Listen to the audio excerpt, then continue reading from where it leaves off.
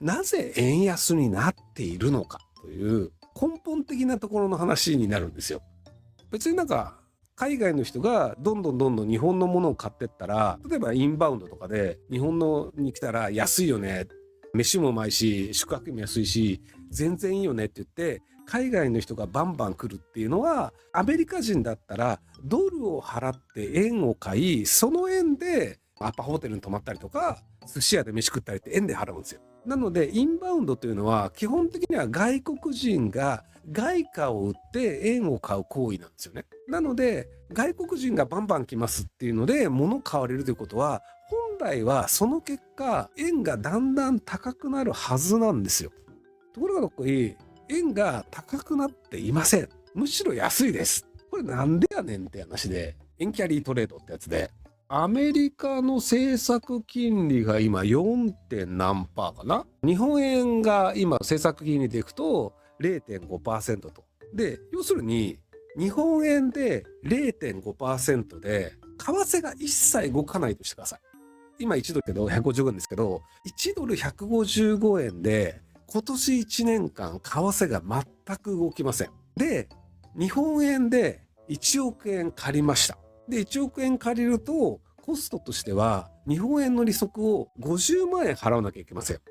で、そこの1億円をまんまアメリカの銀行に突っ込みます。で、そうすると 4% 利子がつくから利息だけで400万円入るんですよ。なので日本で1億円借りてアメリカの銀行に突っ込むと400万円。でも利子として50万円日本に払わなきゃいけないから利子を払いますよってなると、1億借りてアメリカに突っ込むだけで年間350万円得するんですよ。銀行が潰れるとか為替が変な動きをするとかじゃない限りは基本的にこれ絶対儲かるんですよ。日本円で安い金利で借りて高い金利をもらえるわけだから、これお得じゃんって話で。っていうのを世界中の人たちがやってるのが円キャリートレードっていう。円の利息がめちゃめちゃ安いから円でバンバン借りて自分の国の高い利子をもらうっていうのをやって、これ何もしないで儲かるじゃんみたいな。ロシアと 20% もらえるとかねっていうのがあって、ガチ錬金ですね。これがだから為替っていうのがあるからみんな理解しづらいと思うんですけど、例えばソニー銀行でお金を 1% で借りて、で三井住友銀行に預けたら、なぜか三井住友銀行が 4% の利子くれるって言ったら、もうみんなソニー銀行でさ 1% で金借りて三井住友銀行に入れるじゃん。三井住友銀行が潰れるとかソニー銀行が潰れるとかなったらそれはさすがにまずいんだけど、基本的に銀行潰れるレベルじゃないよねってなったら、安いところで借りて、でそれを高いところに預けて、でそこの差額を取ったら美味しいよねっていうのを世界中の人たちの大金持ちがやってるんですよ。 0.5% と 4% って言ってもたった 3.5% の差なんじゃんなんだけど、これが1億円だったら350万なんだけど、100億円用意すると3億5000万円なんですよ。すげえ金が持ってる人が、あ、俺んち100億あるわみたいなっていう人が、じゃあ日本円借りてアメリカにドーンって突っ込むと、何もしなくても3億5000万円毎年入ってくるわけですよ。超楽じゃねみたいな。働くとかマジやる必要なくねみたいな。っていう時代になっちゃってるんですよね。金持ちは何もしなくても金が増えるっていう。もちろん庶民だと FX でレバレッジをかけるっていう形であるんですけど、で、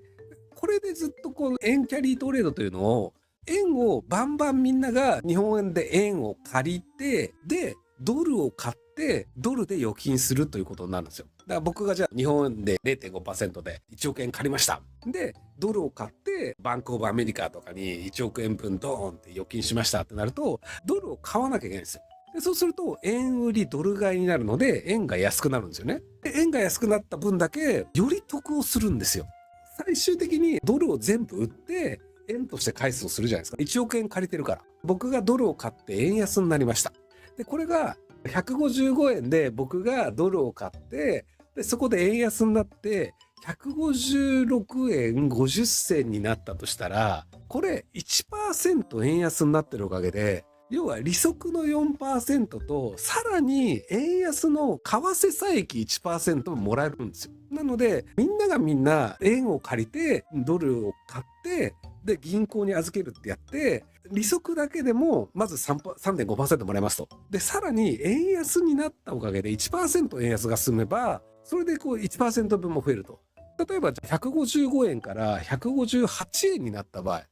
これ 2% の為替の変化なんですけど、ってなると利息としては 2% 分もつくんですよ。利息というか利回りとして。なので、その銀行の差額の 3.5% プラス為替の 2% がつくから、1億借りて置いとくだけで500万円とか入っちゃうんですよ。お得じゃねみたいなのを、これをなんとかしなきゃいけないよねっていうのがあって、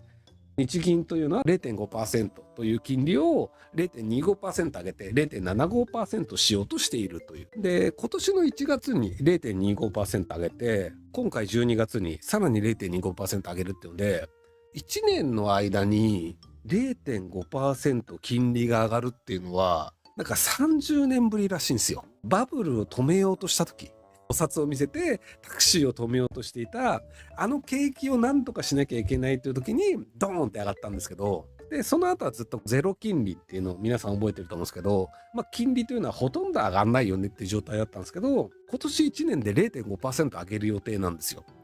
ここからはその匂わせなので実態はどうかわからないんですけど、日銀としては金利を来年の終わりぐらいまでに 1% とか 1.25% ぐらいまで持ってこうとしてるらしいんですよね。金利を上げないと物価上がってしまうよねっていうのがあるので、物価を止めるためにはやっぱり金利を上げて円安を止めなければいけないと。で、アメリカとかが 4% にしてるわけだから、例えば 0.5 が 0.75 になってもまだ全然円借りた方が安いじゃんってなっちゃうので、やっぱり 1% ぐらいにしないとねと。で、アメリカも一応こう利下げをしようとしてるので、なのでアメリカがこう 3% 台になって、日本が 1.25% ぐらいになると、あとは為替のリスクもあるから、さすがに円キャリートレード減るんじゃねえのっていうので、来年あたりに 1% とか 1.25% を目指してるとすると、